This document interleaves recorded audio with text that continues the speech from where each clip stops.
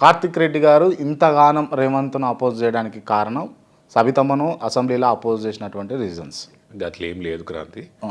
అసెంబ్లీలో అమ్మని ఇబ్బంది పెట్టడం రేవంత్ రెడ్డి గారి వ్యక్తిగతంగా ఆయన ఏ స్థాయికి దిగజారిన మనిషి అనేది నాకు అర్థమవుతుంది.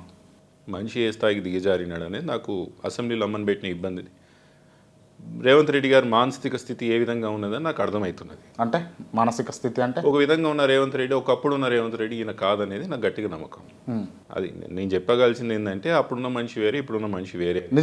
నిజంగా టీపీసీసీ కోసం మీ ఇంటికి వచ్చిండా అన్న? నేను రాలేదు టీపీసీ కోసం, మా ఇంటికి వచ్చి నేను ఎప్పుడు చెప్పినా? నేను ఎప్పుడు చెప్పలేదు. సబితమ్మను కలిసిండా? సబితమ్మతో ఫైర్ అయిన బ్రదర్ ఆయన టీపీసీసీ ప్రెసిడెంట్, మేము పార్టీ మారినాక అయినాడు, మాతో ఏం సంబంధం ఉంటుంది ఆయనకి?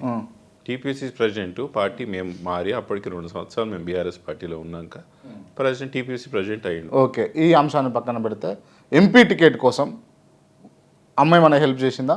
లేదు, అది కూడా ఏం చేయలేదు. ఎంపీ టికెట్ ఆయన అప్పటికి వర్కింగ్ ప్రెసిడెంట్గా ఉన్నాడు, మల్కాజ్గిరి పోటీ చేయాలని నిర్ణయం చేసుకున్నాడు, అధిష్టానం ఒప్పుకున్నది, ఆయన చేసుకున్నాడు. దాంట్లో మన ప్రమేయం ఏముంటుంది క్రాంతి? రేవంత్ రెడ్డి గారి యొక్క కాంగ్రెస్ పార్టీలోకి వచ్చిన తర్వాత ఆయనకు వచ్చినటువంటి పదవులే కానీ అవకాశాలు కానీ ఏవి కూడా మనకు సంబంధం లేదు. ఆయన సొంతంగా ఆయన చేసుకున్నదే ఆయనకు వచ్చింది, దాంట్లో మనం ప్రమేయం లేదు, అమ్మగారితో నా పాత్ర కూడా లేదు.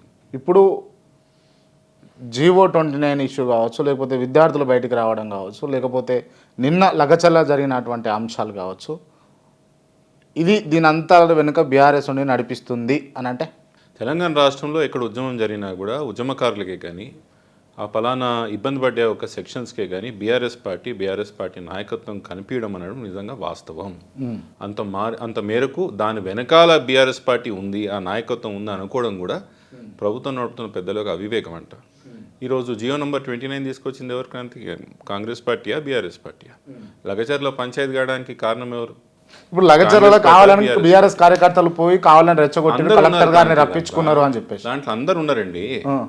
బీఆర్ఎస్ పార్టీ కార్యకర్తలు ఒకరే కాదు, దాంట్లో బీఆర్ఎస్ వాళ్ళు ఉన్నారు, కాంగ్రెస్ వాళ్ళు ఉన్నారు, మిగతా పార్టీ వాళ్ళు. అన్న మీరు నిన్న పోయారు కదా లగచర్ల పోలేదు, వికారాబాద్ పోయే ప్రయత్నం చేసాం కానీ పోలీసు మధ్యలోనే అరెస్ట్ చేసి తిరిగి పంపించారు. ఓకే, ప్రయత్నం చేసి పోతే రియాలిటీ అర్థమవుతా ఉండ మీ బీఆర్ఎస్ వాళ్ళు కావాలని చేసిరా చేయలేదా అని చెప్పేసి మీకు అర్థమవుతుంది. గ్రామంలో అందరు ఉన్నారని చెప్తున్నా క్రాంతి, బీఆర్ఎస్ పార్టీ వాళ్ళు ఒక్కరు లేరు, అన్ని పార్టీకి సంబంధించిన వాళ్ళు ఉన్నారు, మనం ఒక్కరం కూడా ఏం లేము దాంట్లో.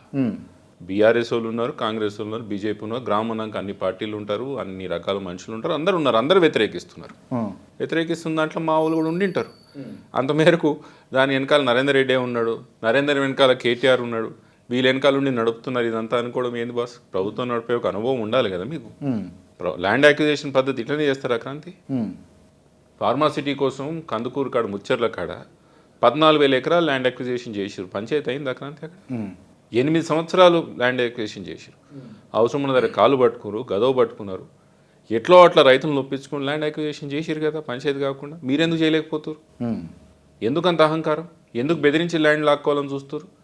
ఆ ఉద్యమానికి నాయకత్వం వహించింది బీఆర్ఎస్ పార్టీయే, కానీ దాడులకు మాత్రం బీఆర్ఎస్ పార్టీకి సంబంధం లేదు. లగచర్ల పంచాయతీ చెప్తున్నా. మీరు జియో నంబర్ 29 జియో తీసుకొచ్చింది ఎవరు క్రాంతి?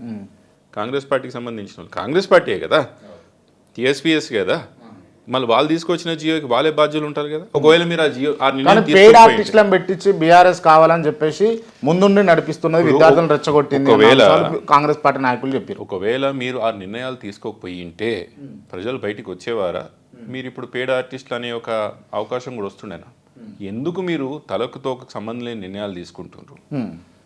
అనుభవం లేకనా, అహంకారం ఎక్కువయ్యా, లేకపోతే ఎవరేం చేస్తారో మనకు ఎందుకని ఒక ఆలోచనతోనా? ఎందుకు మీరు తీసుకున్న తప్పు నిర్ణయాల వల్ల ప్రజలు బయటకు వస్తే అవందరూ పెయిడ్ ఆర్టిస్టులు, వాళ్ళందరూ బీఆర్ఎస్ పార్టీకి సంబంధించిన వాళ్ళు అనుకోవడం ఏంటంటే నాకు అర్థం కాదు. మూసీ మీద ఉన్న ఇల్లులన్నీ కూలగొడతా అని చెప్పింది ఎవరు? హైడ్రాతో మేము ఇల్లులన్నీ కూలగొడతా అని చెప్పింది ఎవరు? మేమా? ముఖ్యమంత్రి గారు.